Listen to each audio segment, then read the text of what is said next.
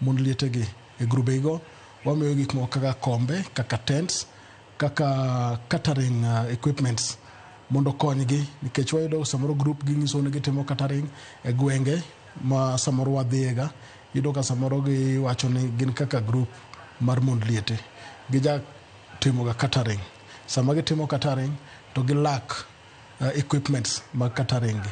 Koro wasebedo kwa jolega korka tents, wasebedo kwa jolega korka kombe, korka utensils, at least mondo konygi mondo giyud yot sama gitimo gine mag catering. Nikech sama gitimo mano to konyogi giyudo pesa, to pesa ma giyudo ni duogo e group, kendo duogo mana e group ma gikete table banking activities. Koro samoro giholo, sama giholo to gitimo go dwachgi ma gidwaro mondo gikonyre godo.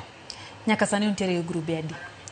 Grube mwaserado go nyaka sani, waserado gi grube ma oingo 200. And group ka group yudo ka oting'o